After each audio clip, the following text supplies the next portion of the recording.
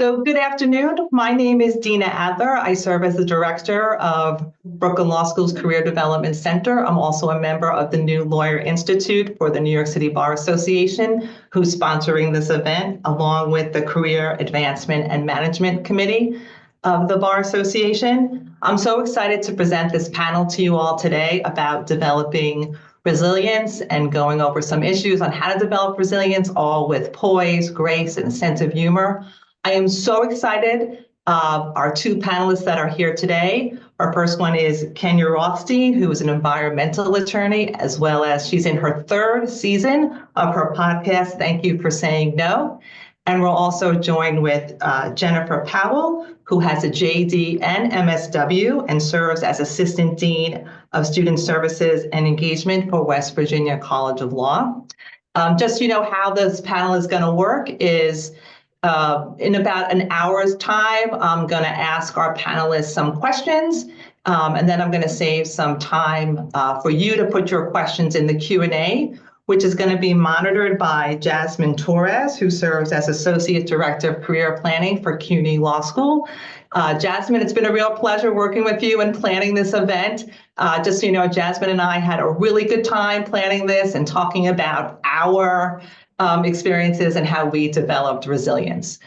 So thank you so much for joining. And without further ado, first, I'm just going to ask our panelists to introduce themselves. So Kenya, I'm going to start with you. Tell us a little bit of background and how you started your podcast. Yeah, so thanks so much for having me. It's really great to be here, and sounds like this is going to be an awesome panel. I am from Los Angeles, California, and I did my undergrad studies at UC Berkeley, and then I did my law school studies at the University of Miami, and I'm an environmental attorney. I went to law school to be an environmental attorney. That's what I wanted to do, and so, we'll get into part of my journey with that today. It was not always an easy road, and the law school process and trying to find a job is actually what led me to start my podcast. Thank you for saying no. You can probably guess from the name, but I got a lot of rejections when I was applying for jobs out of law school. Part of that was how I made the path harder for myself. Part of that was really trying to fit into this niche practice area. And, the legal field is filled with rejections. We all know that, I think, on this panel. And so I just remember telling myself, though, after every rejection, that one day I'll be glad this isn't working out. I'll be saying thank you for saying no. And so that was a sort of mantra that stayed with me even once I found a job after law school, because in the end, we all find jobs. It all happens. All the stress and anxiety does lead us to a job. And so I ended up starting the podcast because it was just a mantra I couldn't really let go of. And it was something we all experience. And I was really looking for inspiration. And it's been 3 seasons in, and I haven't looked back. But I am still an attorney, and I love being an attorney, and I will always be an attorney. Thank you so much. Jennifer, can you tell us a little bit about your background? Interesting. Kenya said something I've told my students, that I don't know anyone who makes it through the experience of going to law school or practice that doesn't experience some sort of rejection or loss, or not accomplishing or getting something they want. And the ability to sort of bounce back from that or manage that, I think, is crucial. So I think your ability to reframe that and create a podcast of encouraging others is I think, exactly what we would like people to take away from something like this panel. I actually hope that podcast was more about setting boundaries, which is, I think, another podcast, because I think lots of us who work in with students can sometimes use a lesson or two on saying no as well. But I have worked here at the West Virginia University College of Law for over 20 years, where I graduated from law school here in 1997. I did practice law.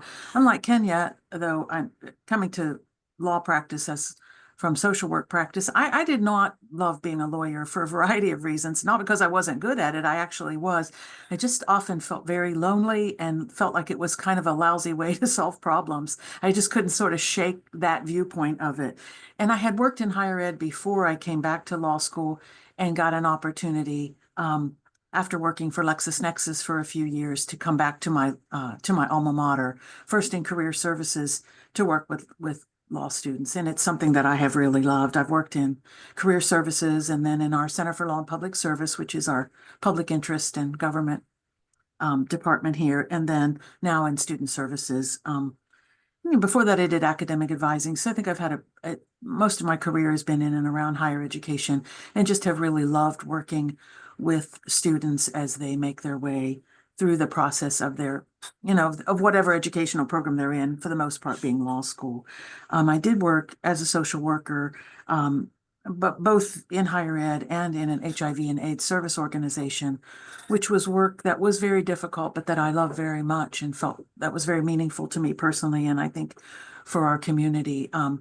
But have been here at the law school now, and really sort of invested my career in helping law students. Perfect. Something that you brought up, which is what we're going to get to, like a few questions down the road, about how to pivot, in your career, and also like setting boundaries is how to keep like a healthy lifestyle, which is something that's very important in developing resilience. But my first question to both of you, I'll start with Kenya again, is what does resilience mean to you? What is the definition of resilience? And are you born with it, and can you develop it? Yeah, that's a good question. I found that resilience and being resilient, it's like a muscle, and the more you practice it, the better you get at being resilient.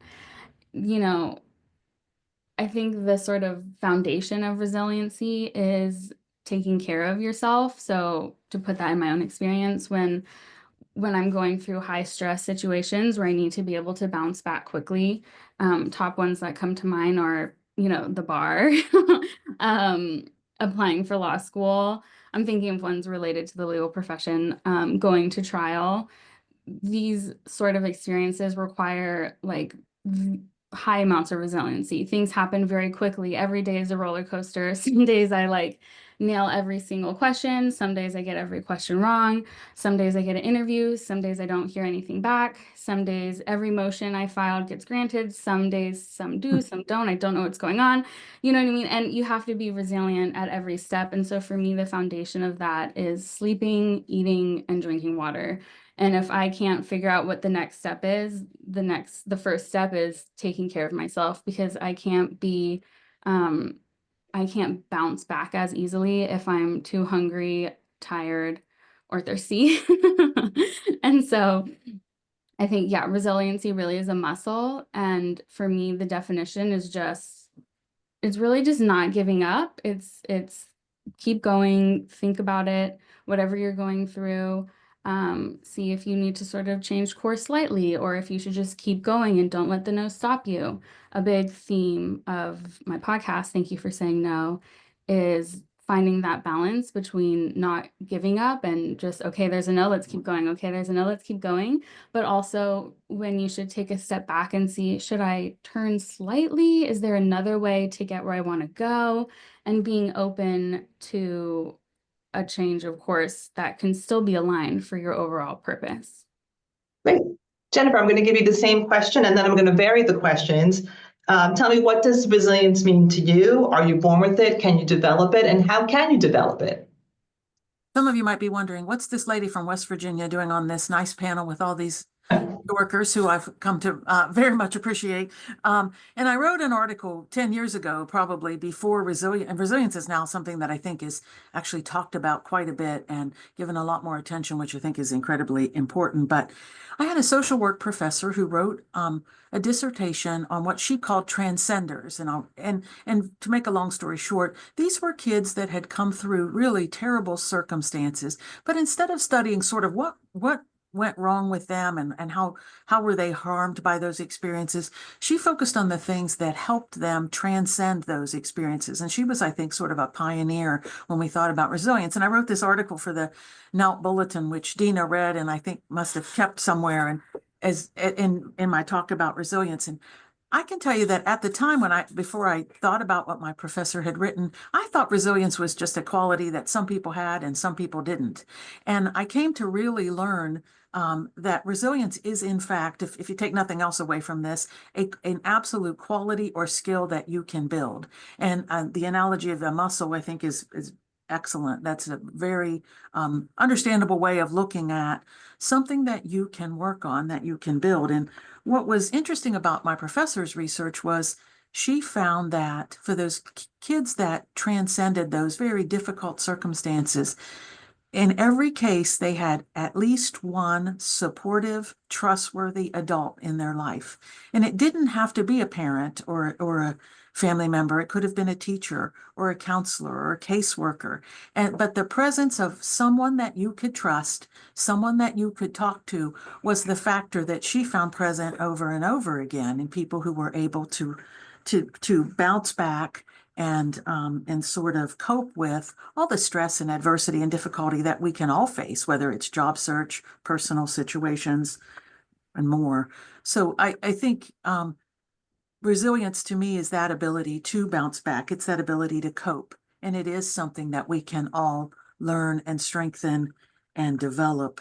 And for me, when I think about resilience now, I need to, because I'm personally not great at this, is I need to remember that my resilience will not be built by me being the Lone Ranger. And everybody who's on this call who's under 30 doesn't know who the Lone Ranger is. But is by being sort of pull myself up by my bootstraps. I have to do this on my own viewpoint. And that doesn't build resilience. In fact, reaching out and having a little vulnerability and asking for help is, I think, the thing that I have found over and over helps build resilience.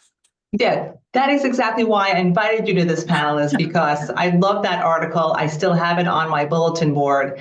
And that is one thing that I do impart to my students as well, is, finding at least one or two people that you can talk to, about whatever stresses you have. And I even invite my students to talk to me too and use me as that resource. So Kenya, a lot of issues that, lawyers have, new entry-level attorneys have, is they have this negative voice in their head. How do you, based on like your experience and what you've learned from panelists on your podcast, how do you change that mindset? And on that thought, how do you find that identity shapes your resilience? Yeah, my biggest hater is my inner critic, and I fight with her every single day.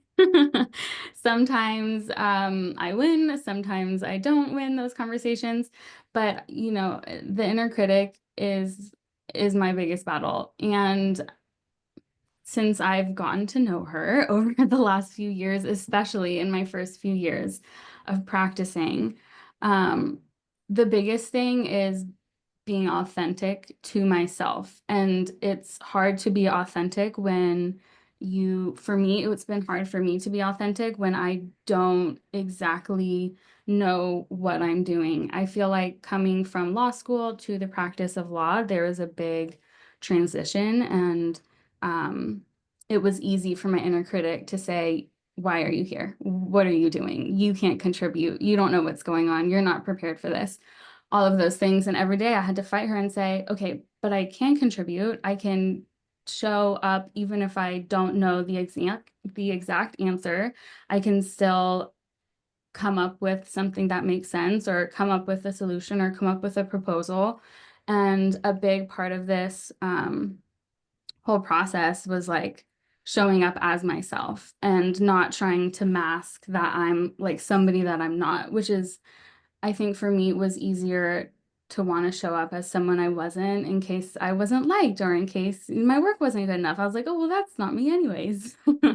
But really showing up as me in all respects, my quirky personality, bringing humor to situations, like thinking things through from an outside of the box perspective. Like those are all things that are me.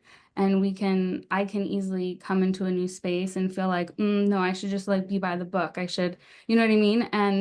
But no, the practice of law, especially in practice areas that's not black and white, that outside the box thinking, that stuff that makes me is what is part of my biggest contribution. And so I've really tried hard over the last few years to show up just as myself. And sometimes I really have to take a moment and say, okay, just breathe. What are you like? What is true to you? And then go out and be that. And I've won trials doing that. I've won motions doing that. Like it does, and it does feel better because I know I was true to myself through the whole thing. Yeah, I appreciate that. Also asking for help. I appreciate you talking about that is very helpful. So Jennifer, my question to you is, why might law students and lawyers be less resilient than other professionals? When I started looking at this topic and reading about the studies that psychologists had done on the emotional resilience of lawyers, I found that lawyers often have an abundance of traits that work against the development of resilience. And I thought that was interesting. Those traits, whether whether that's part of your personality or something that's developed through school or through your law practice or through the adversarial nature of law practice itself, some of the traits that the studies found that lawyers tend to rate very high on pessimism and skepticism. And that's an understandable quality that a lawyer can have and develop. We're trained to think of what's the worst case scenario, what's wrong, who's lying, what risks can we involve, and being skeptical of other people and their veracity and their motives. I can't tell you how many times I have to train myself when a student is telling me a story and I think, is this a lie? And then I have to, then I'm like, not everybody's lying, but in my mind is the sort of that little lawyer self-talk that rears its head. The problem with living a life where pessimism and skepticism are primarily in your head is that it can rob you of joy and optimism and hope, which are qualities that help build resilience.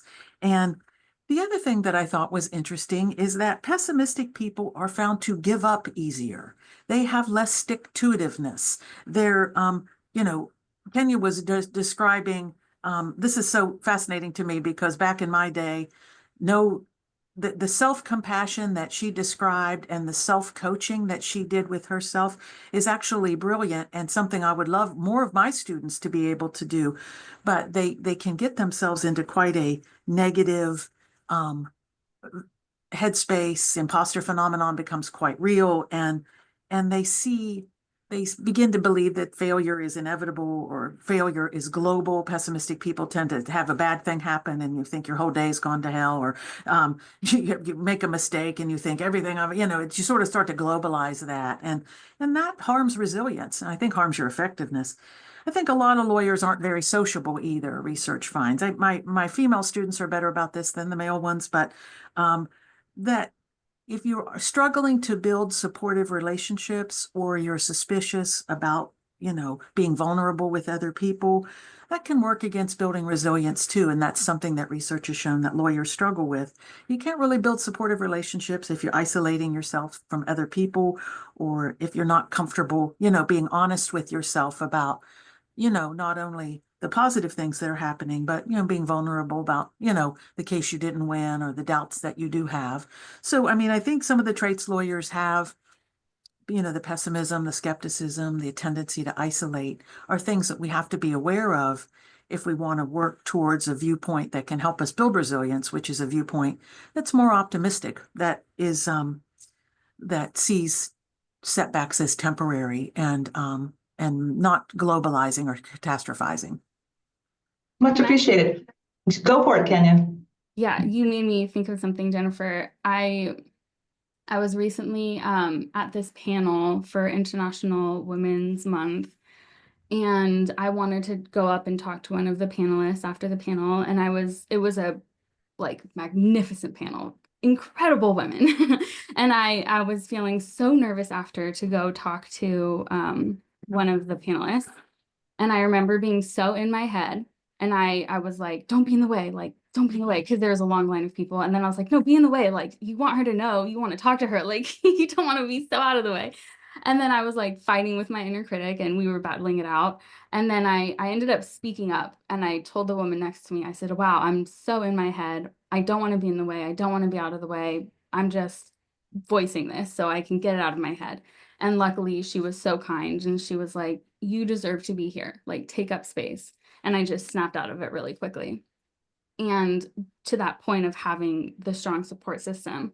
I mean, you don't always want to say your worst fears to a stranger, but in this instance, it worked out for me well. I was in a room full of really supportive women. But then it got me thinking that in these moments where we feel really insecure, like we should have a support system where we can just text really quickly. And so I saw this post on Instagram the other day about texting your friend compliment, like, the word compliment when you are feeling insecure and you need support, and then they quickly respond and hype you up. And so I started doing that for my listeners and my followers on the podcast.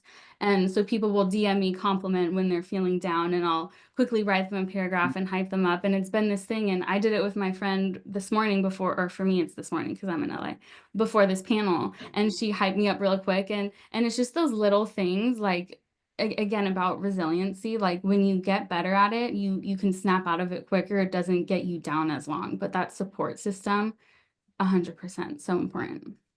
Yeah, thank you so much for that tip. And on that point, so you're in your third season of your podcast. Can you tell us, briefly, what have you learned from your panelists about resilience and how to develop it? So one thing that always amazes me about my podcast guests is how they come on the show and they share their most vulnerable moments.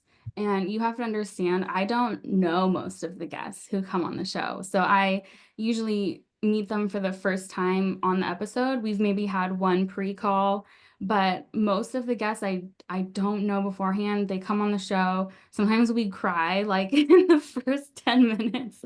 Sometimes we laugh. And they share their whole life story, and they trust me and they trust my listeners, and it's just a beautiful thing. And so I try and take I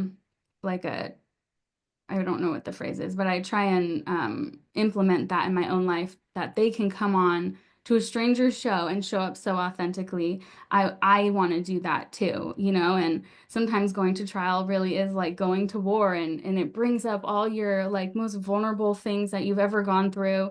It's high stress. It's kind of like the same thing as the bar or studying for finals. If you're giving it your all, it's going to bring up everything. And that's been my experience every time. And so I'm always fighting myself in those moments. But I wanted to share a few like quick fire stories from my podcast that I think answer your question. And so about resiliency. So we've had a WNBA player who came on, and she told us about all of the no's she got time and time again. She got traded, she got sick, like everything was going against her, but she didn't let any of that stop her. And now she's at the top of her game. She gets speaking engagements, she plays basketball, like she has the whole thing. She's incredible. We've also had a guest who was on the show The Worst Cooks of America, and then he lost, but he still won some money. And so he took that to go to culinary school, and then he ended up working for Gordon Ramsay. And then we've had a guest who's a curve model. And so she got a lot of no's from the industry, but she continued to show up as herself and to represent. And now she works with really big brands, and she has an incredible following. We've had a soccer player who got no after no after no to be a professional soccer player. And his dad would always tell him, no means get to work. And so he didn't let that stop him. And now he owns a team. And we've had a guest who publicly came out with his HIV diagnosis, but he actually found a way to be grateful for that, because now he gets to be a voice and break the stigma around it. So we really have like all these incredible stories of a really, like we call them no moments, life-changing no's. They could come from us, they could come from life, they could come from just things not working out. But like we have the power to turn that no into whatever it's going to be. And so just to remember that when to bring it back to the legal field, when you're going through jobs, or even if you're transitioning out of a job, or if you get fired from a job, like the no is whatever you make it. And so that's really what Thank You for Saying No is all about. Thank you so much. Just a reminder, put your questions in the Q&A, and we'll have some time later to answer those. My next question to Jennifer is, So you've worked with a lot of students. I don't know if you could share some stories of students that were able to develop resilience and some tips that you also give them into developing resilience.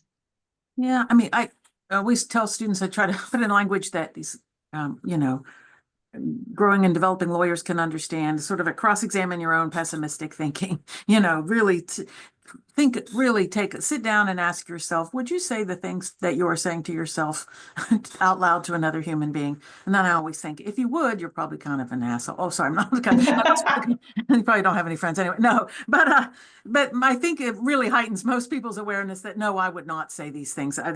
That inner critic that Kenya was talking about, we don't voice those. But it's funny, I had two. One was a student when I was first starting in the student services position.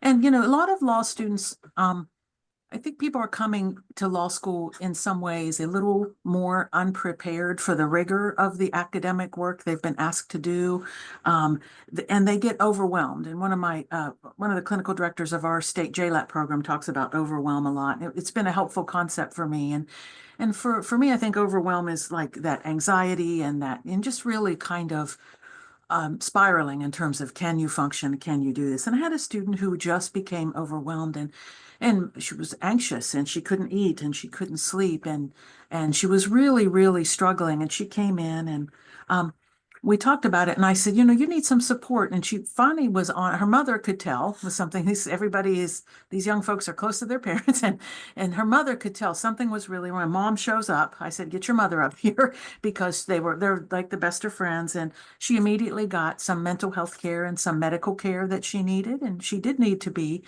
on a course of anti-anxiety medication, which was incredibly helpful to her.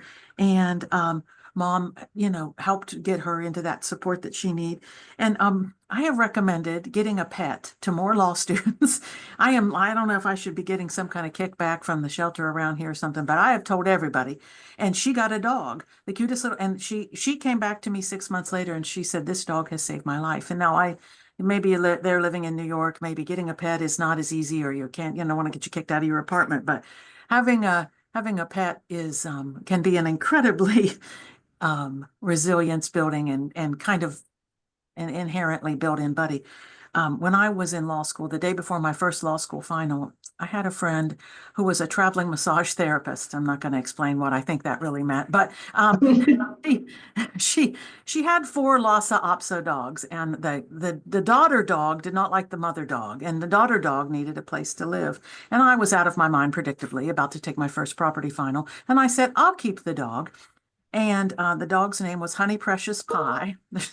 The funny thing about that is it was the meanest dog anybody had ever met. And but she loved me. And that dog lived to be 19 and was probably one of the best snap decisions I ever made.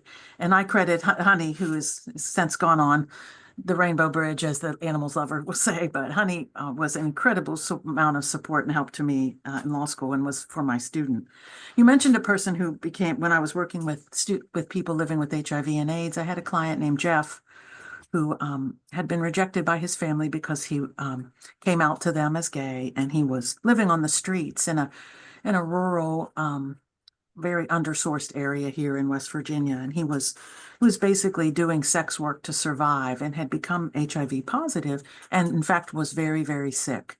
And it was frankly miraculous that when he was diagnosed, he was able to get treatment, and he survived. And he said to me, people call me J. Powell, he said, J. Powell, when they told me I had AIDS, that was a really good day for me. And I was like, oh my God, and what life is like. Hearing that is good news. But what he said was, I knew what was wrong. And people came to help me.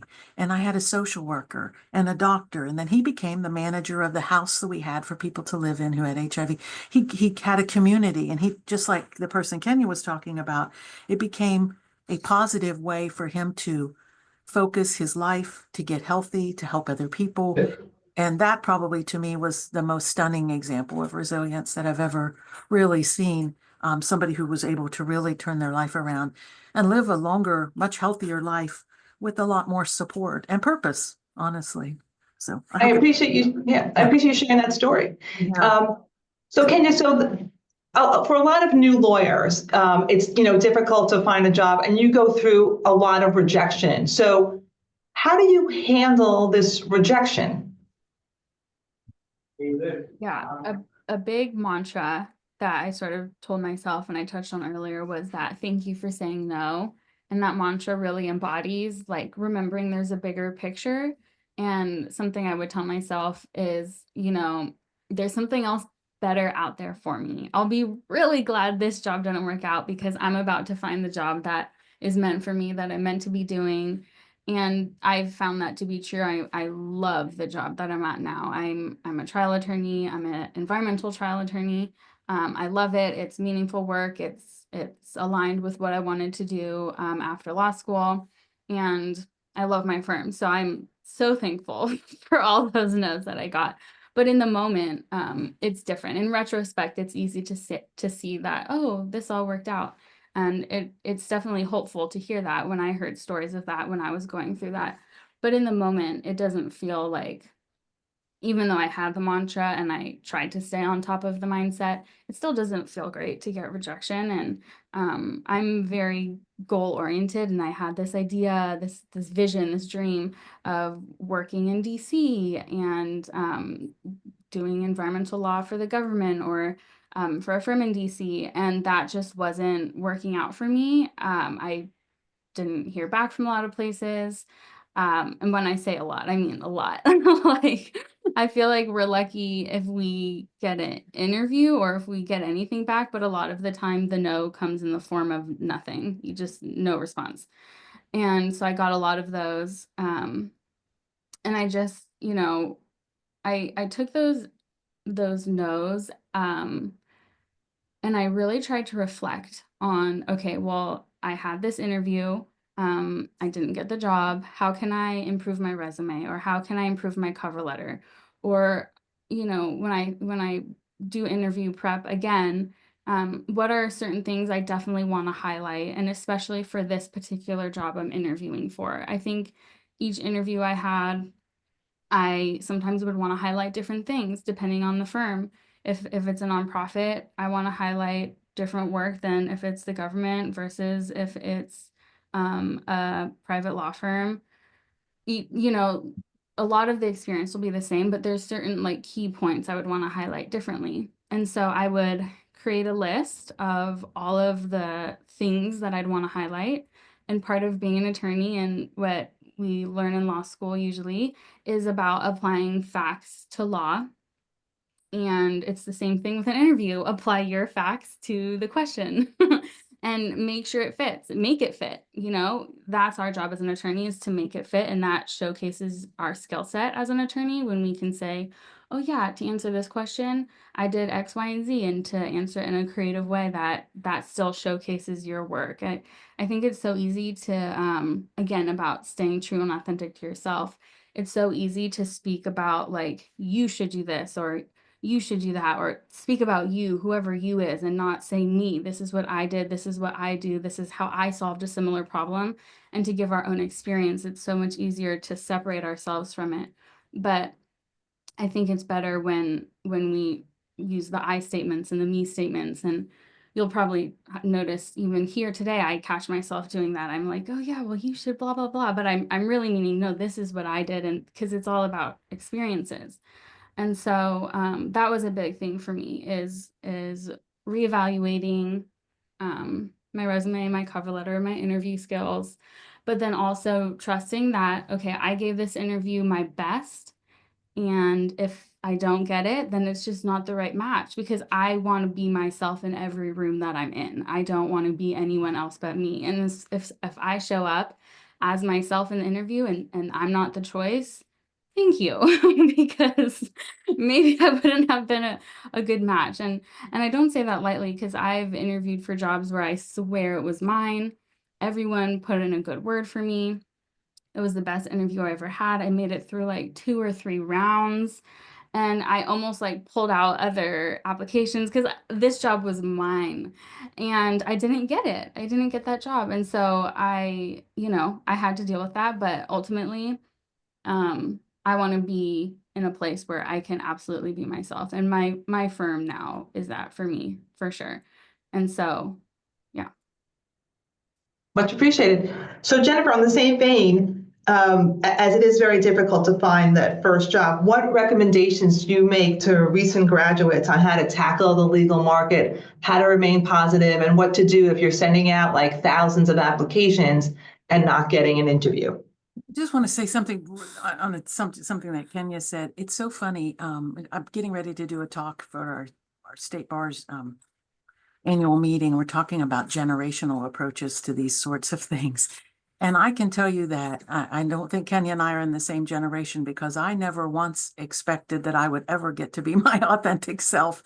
And I think it's amazing. And I tell these older lawyers who are hiring these students that these people are not willing to compromise who they are to do the work you want them to do. And I think it's great. So keep it up. But sometimes it can make finding those opportunities a little bit harder, because we were I don't want to say settle, but maybe we just didn't have that kind of, authenticity, or didn't feel like we had the right to ask for it. And I think that's fascinating. Anyway, on to, I think the job search, it can be very mentally and emotionally draining. I think it can be incredibly difficult. Hearing nothing or hearing no can be a demoralizing experience over and over. So it's kind of my advice would be a sort of a two-part thing. One is you've got to relentlessly take care of yourself in that process. Self-compassion is something that I talk to a lot of students about. Again, understanding that setbacks are normal. You can't let it define your self-worth. You've got to take time to do things that you find to be affirming and enjoyable. She was talking before, you got to have the base. You've got to do self-care. You've got to exercise. You've got to eat right. You've got to, improve your sleep. All those things that help your mood and energy and keep yourself occupied. But sometimes you do need to reach out for help. You may be, I think it was Jasmine who was saying she works with alumni a lot. Reach back to your law school. Can they help you? Reach back to, does the Bar Association have a mentoring program where you could get some support? Do you live in a place where you could reach out and hire a career counselor or a coach to help you? Because sometimes you do need someone to take a look at your written materials. Or I do a lot of interviewing skills practice with students, or coaching students about how to engage those networks they don't even realize they have. And once they sort of work on taking better care of themselves, and then doing what they need to do to use that feedback, improve their skills, improve their materials, reach out to their networks, then I think we begin to see success happen. I also want to give a shout out to those of you who are thinking, hey, maybe I don't want to be a lawyer. And I'm going to say, that's okay too.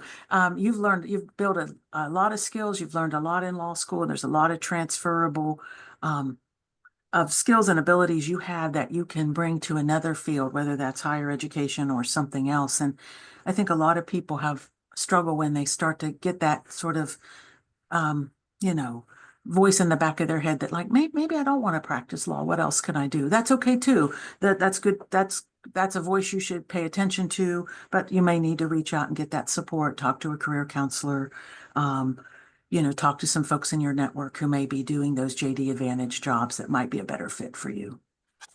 Yeah, and I'll speak for Jasmine on this. Like, use your career office. Right. I really love it when alums come back to us. I mean, we are free, and you can use the career office your entire career. So please make sure that you use your career office, and also the New York City Bar Association. There are a lot of bar associations out there that also are really helpful. And I love the tip of also reassessing and reevaluating, like, where am I applying? Maybe I need to think a little bit more broadly about, where I want to apply. So for Kenya, my next question is, so networking is such an important tool in finding a job and developing relationships. How are you able to network, and what advice would you give to, new lawyers on how to network?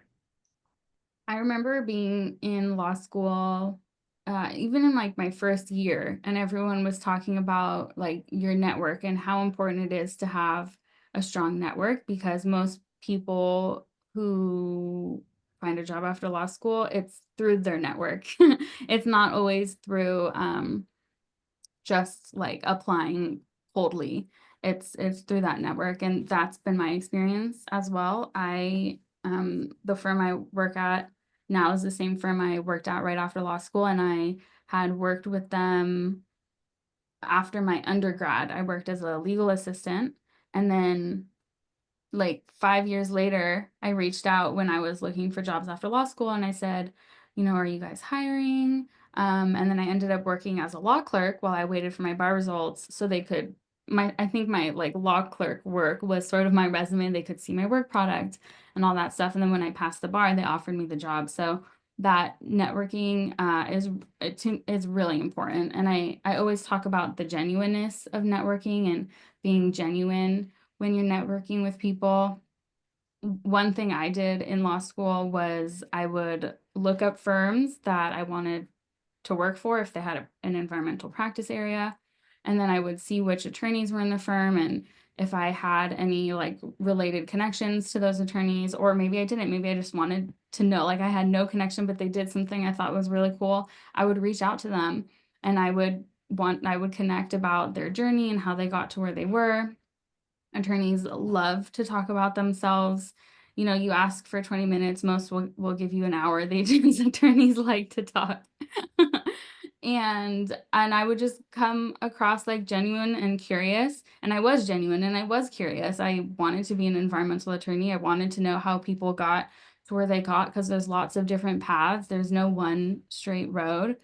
And at the end, I would say, hey, like, thanks so much for your time. I'll send you my resume. If you think of any opportunities, like, please forward it along. And that ask, I remember, always felt like 100 pounds. Like I would fight myself every time I did an ask. Maybe that's a big. I remember even talking to like friends and family, like, I don't know if I should send my resume this time. Like, I don't know. They're like, just do it. Like, it doesn't matter. Like, don't be the no for yourself. Let someone else tell you no. I think that's an important thing. Like you, in this scenario, don't be the one to block your own blessing. You put yourself out there. That's what you do. And so I networked a lot. I would cold email places, and that was a big part of my journey. And now I have this big network, and some of those connections weren't necessarily for a job right away, but I've had those lasting connections and built relationships even years into my practice. Yeah, I think that's important, is that, a point that you make, that networking is, great, could help you find a job, but it also helps you develop professionally, and you never know when you're going to use those contacts again. And I know it just made me think of like the cliche, you miss 100% of the shots, you don't take. Jasmine, I want to remind people to put questions in the chat. How are we doing with the Q&A? There are no questions as of yet, but I would encourage everyone to embody in the spirit of resilience. Please don't hesitate to drop any questions that you may have for our wonderful panelists into the Q&A. Oh, and we got our first one. Okay, all right, so we'll hold that. I just want to ask Jennifer a question. So, how do you advise students and graduates to handle failure when things don't go their way?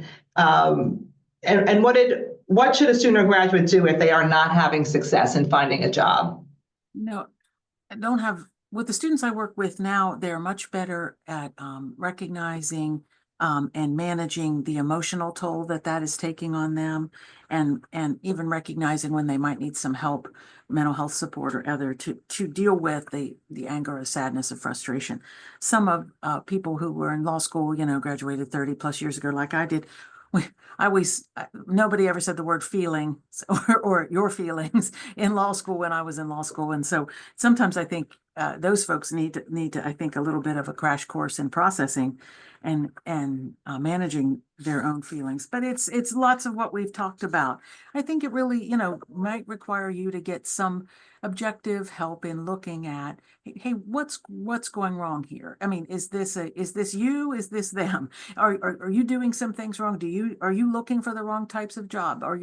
Is your resume, does your cover letter, do your interviewing skills need work? You need to check in with somebody about that, because that can be the case. It can also be, are you looking for jobs for which you're not qualified, or it's hard to find those first entry level jobs. So sometimes people are trying for things that are a little bit out of their reach initially. When I worked with students on job search, I would say, you may want this this A selection. But if you don't get there, let's talk about, plan B, plan C, plan D, because there was always a way to get back to that. I worked with a young man who really wanted to be working in the U.S. Attorney's Office.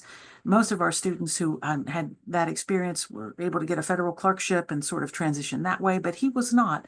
And I said, go get trial experience. So he went to a state court level prosecutor's office and he tried case after case after case. And he became an exceptional trial lawyer. And the U.S. attorney was then not knocking down his door to hire him. And so he had to figure out a different way to get where he wanted to be and be a little bit creative about that. But I think all of those things, it can be really difficult. I mean, don't minimize the difficulty it can take. I mean, a lot of law students, this is something we haven't talked about, but law school can be an anxiety producing and depressing kind of experience for people. And a lot of law students at the end of their law school careers could fairly be diagnosed as having anxiety or depression. And if that's the case, then that's going to make rejection in a job search or the energy around a job search even more difficult. So just being mindful of things like that. Do you need help and support?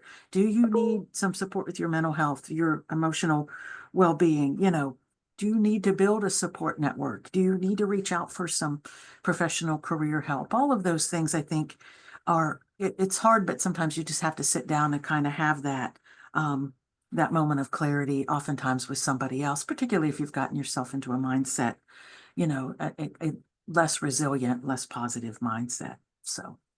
Thank you. I see we're getting some questions in the Q&A. So I'm going to ask one more question to Kenya, and then I'm going to open up to the Q&A. So this is something that we actually were talking about before the panel is, so how do you handle hearing other people talking about or bragging about like their new job, all the great things that they're doing when you don't have something? How do you handle that?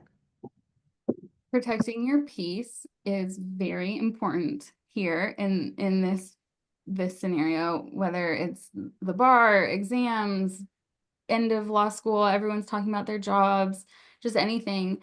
Protecting your peace is number one.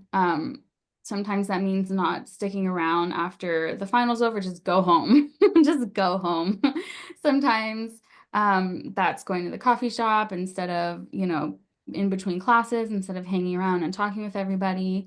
And the bar is such a high stress. Everyone's high strung, everyone's anxious, everyone's comparing their answers and their scores or their practice scores and how they did on different things. And you just have to remember that, you can't compare the outside of someone else. You can't compare what someone else is presenting to how you feel on the inside and what you're going through on the inside. That's not a fair comparison. Everyone puts their best, most like positive thing forward, especially when it comes to jobs or their practice scores or what they did on an exam. No one's telling you what they failed at or what they didn't get a good score on or how they missed every essay answer. No one's talking about that. And so you just have to remember that when people are talking about all of their highlights, because talking about highlights is a great thing. It's fun to compare all the fun things we do, but not when we're in the low place. Then people's highlights are like the worst thing to hear about. And so really about protecting your peace and not falling into the comparison trap, and just remember you're on your own path. You need to focus on overcoming your own obstacles and not trying to get to where somebody else is, but get to where you're going to go. And where you end up going might not be where you thought you were going to be anyways. So just don't get hung up on that stuff. And that I say that to myself, even really more than just like, you don't get hung up. I should not get hung up on those things, because that's just, that comparison thing gets you nowhere. So before I go to the Q&A, can you share like what you do with your Instagram account, like how you handle that? Yeah. So I have been deleting social media from my phone, and something we talked about before the panel is, I love social media. I think it's a great way to connect with people, to find out about events, to actually make genuine connections can happen on Instagram. and stuff like that. But it's also can be very time consuming. And we were talking about the doom scrolling. There's a lot going on in the world and everyone has something to say about it. And the algorithm, sometimes I'm like having the best time. I see all these funny videos and then all of a sudden I see a video about a plane crashing or like some of my worst nightmares. I'm like, how is there a video for this? And I just have to like take a step back. So I'll delete it from my phone and then I'll download it for a certain period of time during a day. And then that's it. And then I can have the benefits of it without all of the negative things that come from being on it too long. All right, I'm going to turn it over to Jasmine. I'm sorry, Jennifer, I just wanted to jump in. We've talked a lot about resilience being getting support from other people, and sometimes you have to give support to other people. But to me, it would be a matter of intention. If somebody is just bragging with the intention of wearing other people down or making them feel bad, that's a toxic person that I'd probably not spend a lot of time about. But sometimes, even if things aren't going your way, you will. It's good if you have the emotional energy to support. Sometimes your friend or colleague, if you have it in you to support them as well. But for me, I think in that case, it really is a matter of discernment and intention. And there clearly are people in our profession who enjoy bragging and with the intention of harming other people or making other people feel bad. And to me, I think that's easier to just, like you said, protect your peace and move away from that person. But don't be a person that only wants to receive support from other people and not being ever willing to be that resilient support for someone else. Yeah, I mean, so I know studies show that giving gratitude, does help with resilience. But now I'm going to turn over to my colleague, Jasmine, who can ask the questions from the Q&A. Yeah, so we've got some really great questions that have come through in the Q&A. The first question is, in addition to the Thank You for Saying No podcast, are there any other resources, media or otherwise, the panel recommends for individuals struggling with meaningful support, such as insightful books, etc.? I have one. There's actually a book called, and this is the title. It's called Shit They Never Taught You in Law School, This Survival Guide to Navigating the Law. And it's written by this man named Jason Weiss. And I actually had him on my podcast. He's the boss of one of my really close friends from law school. I had them both on an episode. And we talked about, they're both attorneys, and we talked about the no's in the legal field and stuff. But this is actually a book I had wished I read when I was first graduating law school, because it has a lot of really insightful things that they just don't really teach you in law school. I mean, law school helps you become a lawyer. It's not supposed to teach you all the things about taking care of yourself. I mean, it's great that we do that now, and I think it should continue to be like that, but law school is for academics, and so all that other resources and stuff really comes from those genuine connections. And so this book, I would highly recommend. Can I put it in the chat? Am I allowed to do that? Okay. Yeah, I can throw it in the chat. Thank you. Jennifer, did you want to add anything? Well, I think there are just innumerable books that are helpful. I'm just reading one like 5 Habits of Highly Resilient People. I mean, there are lots of different books that I think, and lots of writing being done. One called Resilient. There's a resilience workbook that can be helpful if you need something more practical in terms of if you're a person that likes to work through those kinds of exercises. I would say it. I mean, I literally had my sister who was here in town had to get a surgical procedure, and we're killing some time, and walked through a bookstore, and there were 5 or 6 great books on resilience that I think they're pretty easily accessible. I don't like podcasts. I'm old. I don't like YouTube or podcasts. I'm sorry, Kenya. I need to listen to your podcast. It's so funny. I think that's a generational thing, except with the exception of murder podcasts, but that probably doesn't mean great things about me. Those I love. Crime Junkie, I'm all about that. But I think there's lots of good reading and writing and podcasts out there but lots of great texts on that. Brene Brown has some good stuff on resilience. So, I mean, I think, what works for you is just take a look at some of those things. If you're more academic reading, or there's some great resilience workbook that I think could be really helpful too. Thank you. Our next question is, how do you suggest handling failure or self-reproach when there is evidence for it, such as taking many years to pass the bar exam? anyone can answer that question. Yeah, I can take a stab at it first. Yeah, everyone's journey with anything is your own special journey, and it doesn't matter how many times it takes you to pass the bar. If you want to pass the bar and be an attorney that practices law, then you take it as many times as it takes you to take it. I know the bar is not an easy process, so I don't say that like just take it again, whatever. But you decide that for yourself. If you feel like you still have more in you, you keep giving it more. I've known people who it took them like 4 or 5 tries to take the bar. I know someone it took them 2 times. I know someone it took them 10 years. It's everyone decides for themselves if they want to keep trying or if they want to pivot. It doesn't mean failing or ending or giving up.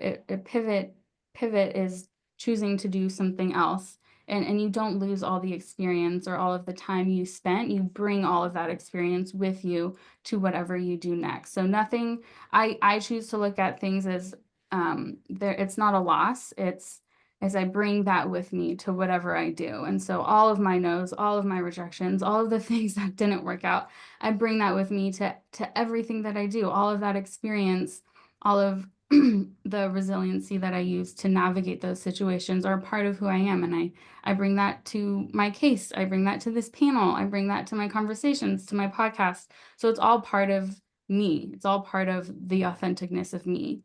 So that's what I have to say. I mean, I would say that's a very difficult situation. That would be a difficult situation for anyone. The fortitude to kind of go through those experiences, sometimes not passing that exam, getting fired from a job, making a mistake at your work, having a really bad outcome for, and you feel like fairly, something that you could have done better. Those are all really difficult experiences. And there's no kind of way around that, but through it. I don't know how else to say that. And I would say though, to that person, fortitude is a good thing and sort of pounding your head against a wall is another. And I think, at that point, I would say I would really want to relentlessly investigate what was stopping me from being successful. What kind of support did I need? Do I need accommodations? Is anxiety overwhelming me in this situation? Am I not studying this content in the right way? Or am I not preparing for this exam in the way that I need to pass? I mean, those are all things that I think maybe starting with the law school, starting with the bar prep, starting maybe with, getting some mental health support, those are all things that I would absolutely encourage in that, because there could be a lot of different reasons why that's happening. And one thing we haven't talked about, though, is sometimes when you come through the other side of getting through a really hard time like this, that sort of post-traumatic growth or that post-resilience growth, it really can deepen your appreciation for the things that you have been able to accomplish. And when you do finally pass that bar exam, what you can bring to others who, and by way of support and encouragement and advice, could be really amazing. And not only in terms of helping other people, but the way you may end up feeling about yourself. But there's a lot of really plausible explanations for that need investigation, and that you probably need some support in investigating so that you're not unnecessarily demoralizing yourself, but putting yourself in the best position to be successful. A lot of times that's test anxiety or some other accommodation, some learning issues that need examined. And sometimes that's, some help and support in the best way to prepare for that test. That's such great feedback from the both of you for this particular question. What advice would you give to law students who don't want to practice law, but feel pressured to apply for legal jobs? I always ask students, like, who's in your circle? Like, who's in your head? I try to imagine, like, who's around you? I think the Kenyas that I work with these pretty relentlessly authentic. They want to do what they want to do. I mean, you know, and I admire that, and I hope they can hold on to that. But I would say, you know, is that something you're telling? I would look at, you know, is this a kind of a should, ought, or must that's in my own head? I've done all this, and you know, this is something that I believe, or, you know, is that a parent or a professor or another influential person in my life who may not understand, or you may not have had the opportunity to really kind of talk through, you know, what your desires and wants and best fit for you are. That could be tough. I mean, you know, I've had students, we have a lot of, you know, students who had very successful parents who are very successful lawyers or judges and come to law school and they're like, nah, and that just drives their parents crazy because but you know, we have to have those conversations and coach students to have those conversations with those influential people in their lives about why they want to make the choice they want to make. So it's, I think, an investigation of, you know, is that something that's lurking in your own mind? Because there's a lot of prestige associated with being a lawyer, applying to be a lawyer. It can feel like you're stepping away from something, a position of power and prestige if you choose to not practice law. And that can be kind of a heady, difficult thing to do. And sometimes it's somebody influential in your life who is, you know, kind of putting that out there and putting that kind of pressure on you. And that may require a different kind of conversation and some support. I've literally had to talk to moms and dads about this. It's hysterical to me. The idea that my mother would have wanted to talk to the career counselor at the law school was beyond hilarious to me. But I mean, that is not the case now. And I've had to say, you know, there are really terrific careers and ways that people can use their legal education that don't involve practicing law. And I think sometimes a little education and support and feedback can help that too. But that's a tough situation. Often requires some delicate conversations and thinking through, you know, is that in my own head, or is that a pressure that somebody that's important to me is putting on me? Kenya, did you want to add anything? No, I think Jennifer really hit it on the head there. You really have to. I found that when I'm pursuing things because of external pressures, I have a lot of angst when I'm in those roles, and I've done that for years. And I decided that when I graduated law school, I was going to do what I wanted to do, and the path wasn't always easy, but it was my path, and it felt aligned all the way through. Even the bumps in the road, and it's your life, it's my life. I have to live my life. You have to live your life, and that's what it is. I don't know if you've seen this in your law schools, Dina and Jasmine, but sometimes even if a student is a high performer, that, you know, the law school can want to put pressure on a kid to do a certain kind of position. And I have said to people, you know, it's flattering for them to recommend this to you. And it may be something that you could do and be successful at, but ultimately, yes, it becomes down to, you really have to, it can be difficult, but you have to really, embrace the kind of work and path you want to embrace, and be able to sort of fend off some of those pressures if you're pretty sure that's going to lead you to a path that's not going to make you very happy. But that's tough too. I've had professors who have agendas for students, and they come to me and I'm like, look, you know, it's your life. It's a flattering thing that they want this for you, and it may be something to consider, but, you know, ultimately that becomes a very personal decision. I mean, people's work is such an incredibly important part of the person that you are, and doing that to please somebody else is about a 100% guaranteed way to make yourself miserable. Great. Next question. I would love to know, when the practice area you wanted to get into does not work out, what is the best way to make a pivot that makes sense outside of visiting the career services offices? I won't take offense to that. In other words, how do we pivot in a way that makes sense to get where we want? I can answer this with some of my own experience. So, like I mentioned earlier, I wanted to be an environmental attorney. I went to law school with that purpose. So I also went to law school like ready to make a difference. And so I intentionally chose not to do certain things that would have made things probably easier to find a job. This is something I mentioned to you guys before. I didn't do moot court. I didn't do law review. I chose to spend my time working on things that were real and were like actively happening around me in my community and stuff like that. And that's just what I had to do to stay aligned with what felt right for me. So everyone, everyone's advice in law school, do moot court, do law review. I'm like, no, I didn't do any of that. And it made it harder for me to get a job. And I knew that it would. And I went into it knowing. And so coming out the other side was definitely difficult. Plus wanting to be in this niche area and wanting to be in DC, I definitely had to expand my pool of applications. Sometimes I would think like, okay, I want to be in the environmental field. Like, what are certain skills that if I got in a different practice area could still transfer to environmental law? And so I had to think about it that way.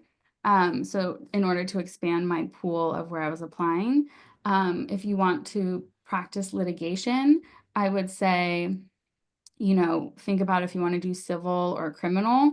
And if you want to do civil, then working in another practice area that does civil, you can become familiar with all the rules of the court and how it is to be in court.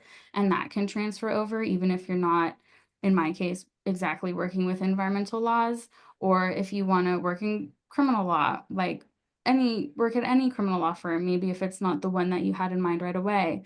Or if you want to be on the more like deals side, I'll be honest, now that I'm a litigation attorney, I don't know so much about the other practice areas, but I'm trying to answer this question broad enough because I don't know your specific practice area that you're talking about.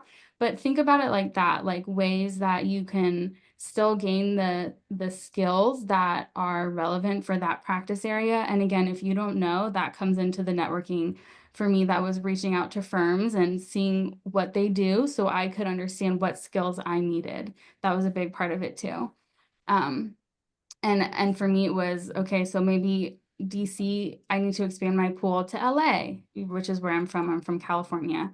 And, for me in the end, it worked out. I was able to get a job in environmental law right from law school. But again, I started as a law clerk, so it being open to how it looks and how it unfolds might not be exactly as you pictured or how it's happening for other people. I mean, all my friends pretty much had jobs. They knew where they were going to work and they'd be like, so where are you working, Kenya? I'm like, not sure. Don't even know where I'm going to live. Because I was living in Miami when I took the bar. I took the California bar remotely in Miami because it was COVID. And my lease was up. I didn't know if I was going to move back to California or if I was just going to move to DC, even though I didn't have a job. So there's a lot of unknowns, but I guess sort of being prepared for all options and keeping all of your options open and expanding your pool and understanding what skills you need. That's my best advice. We'd be remiss if we didn't put a plug in for some pro bono here. Like there may be an opportunity for you to reach out to an agency, an organization that's doing work in a field you might think you'd be interested in.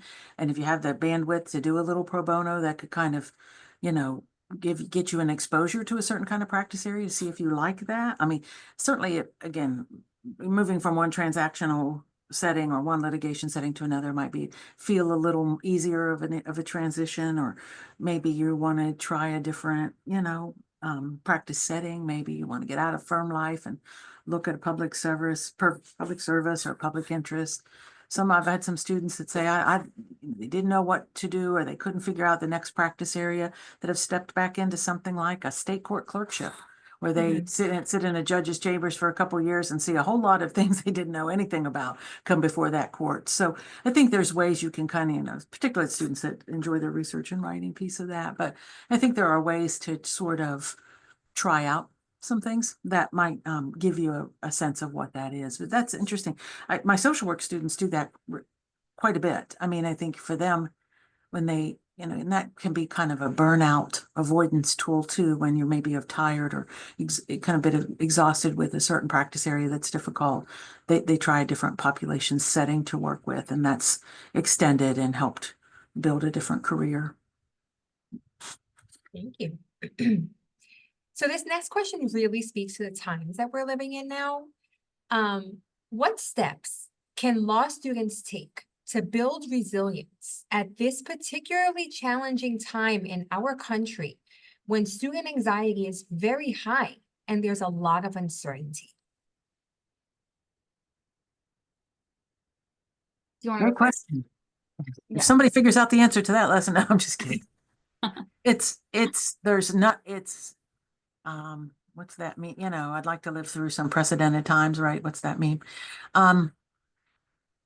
I'm going to go back to, I think what would help that, you know, so I am living and working in an area where, there's a decided majority of the people in a certain political view, I won't say a whole lot, but there is a dedicated minority of people who were feeling really despairing about what they were seeing, not only in our state, but in the country.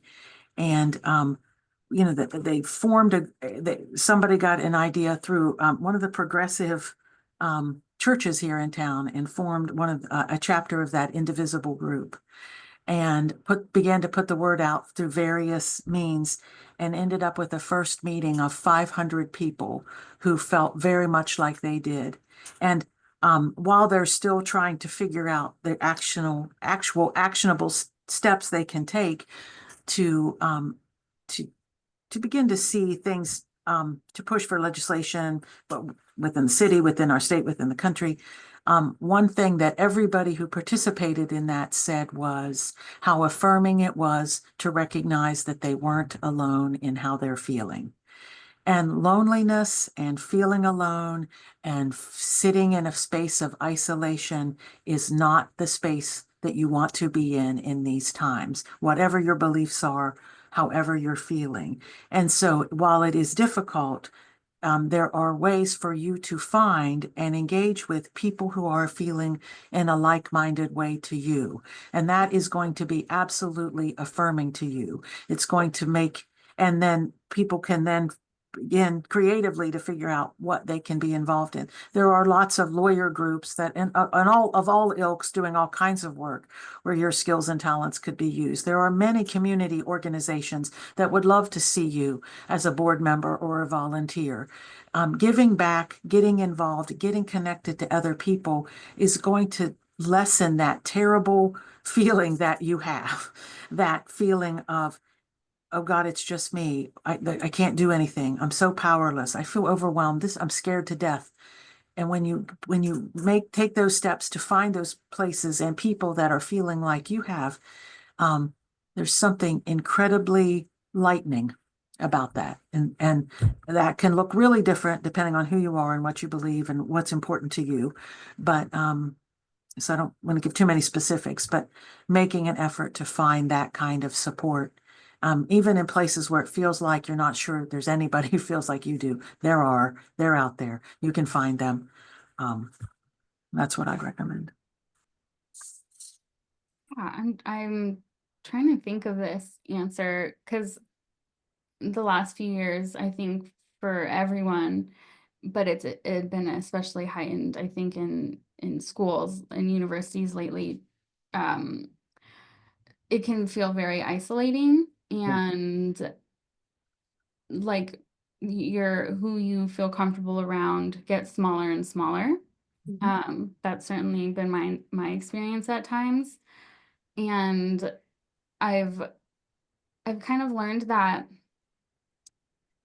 because my personality is, I want to make a difference. I want people to see the good in things. I want to change people's minds. I'm a change maker. That's who I am to my core. And so I can feel this intense responsibility to change people's minds and create peace where there's discomfort, and find a middle ground when people are so polarized. But also knowing who to engage in those conversations with. So in addition to everything Jennifer said, because I agree with that, I'm offering more to the picture, I guess.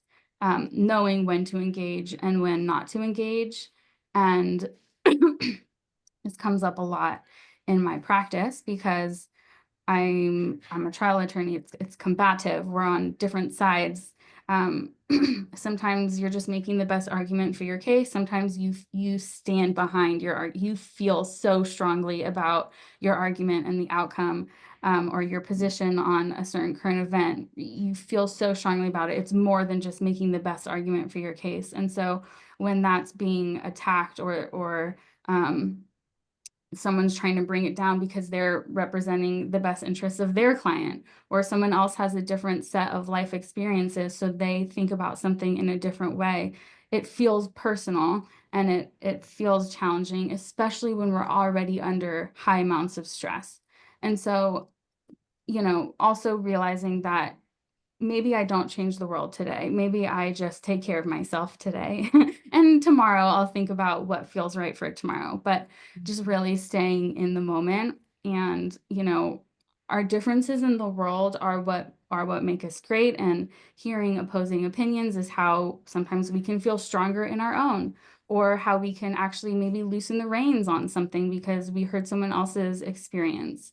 And that's how they formed their opinion. And so, knowing the balance, it's a delicate dance, but again, that's staying true and authentic to you in these moments, and sometimes just taking a step back is also protecting your peace.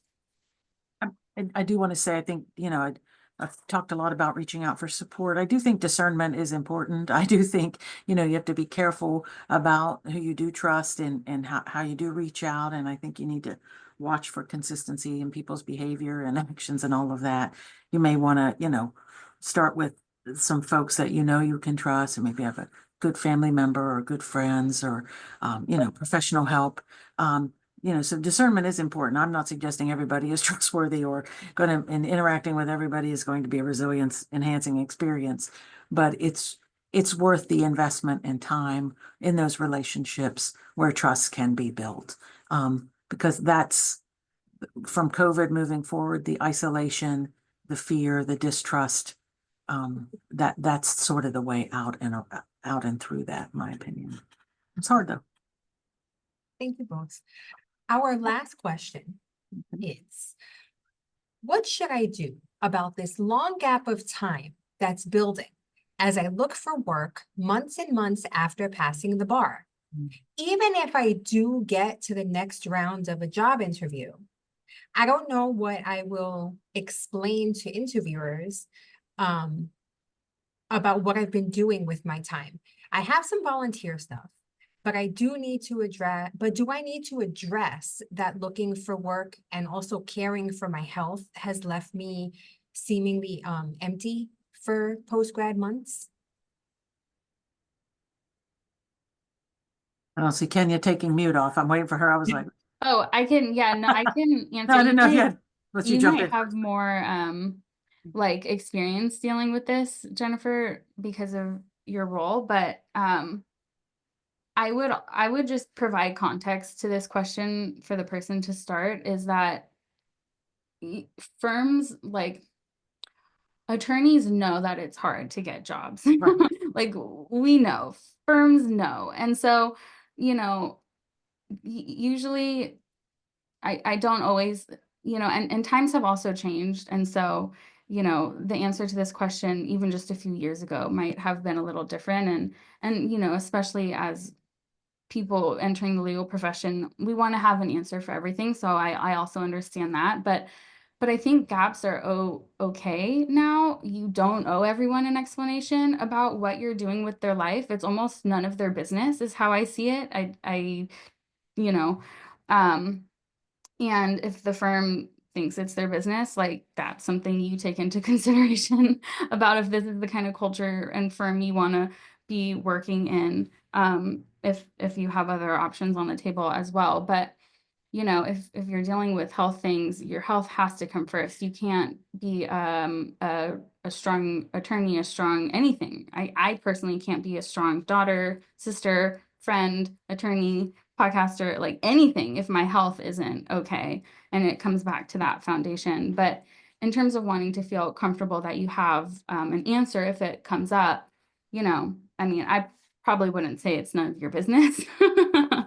But I think if you're dealing with health things, you just say, I took some time to to find a job and make sure I found the right fit, or, it's something as simple as that, I think is probably fine, but I'll let Jennifer chime in here. Yeah, I agree. I don't think it's quite as damning as it used to be, although it can raise suspicions. I would say if you're working in a non-legal job, that's certainly understandable. People people have had to do that and do different things. We got, if you need to make money and you're doing that in a position that's not practicing law. I would say though, from a continuing to build your skills and legal network, and if you're living in a place, in New York, I can't imagine there aren't innumerable places that could use some help and support, and even on a project basis, that would help, whether it's a contract thing, a temp thing, a doc review thing, a pro bono experience. I would probably try to keep going in that realm to just keep myself productively engaged and continue to build skills, build a network too as well. I mean, that would be my advice to that person. Here, that's possible here, but a little tougher when these places that are a little more rural, maybe less opportunities. But if you're in an area like New York, I can't imagine there aren't lots of places that would welcome some help and support for their organization, research projects, or some clinic outreach work they're doing, or if there isn't some temp work that, someone, again, maybe not ultimately what you want to be doing, but can help fill that gap and help you feel less self-conscious about waiting for that time to find that next full-time position. Great, thank you. Well, that does it for our questions. I want to really thank you both so much, not only for your time today and answering all of Dina's questions, but in answering questions from our audience. Thank you. Thank you Yeah, if so I could just give my thank yous. Thank you, Jasmine, for your help in planning this. It's been a real thrill working for you. I know I sound like I'm at the Academy Awards right now. And Kenya, who is all the way from California, had to wake up early for this. So thank you so much. And Jennifer Powell, for your time, for coming here and sharing your experiences. This has been a really great conversation, and thank you so much. Kenya, I am gonna check out your podcast. I'm gonna give up my no podcast. No, it's not a no podcast rule. I think those are wonderful sources of information and support for people. So kudos to you for taking such a resilient approach to your career. I think that's fabulous.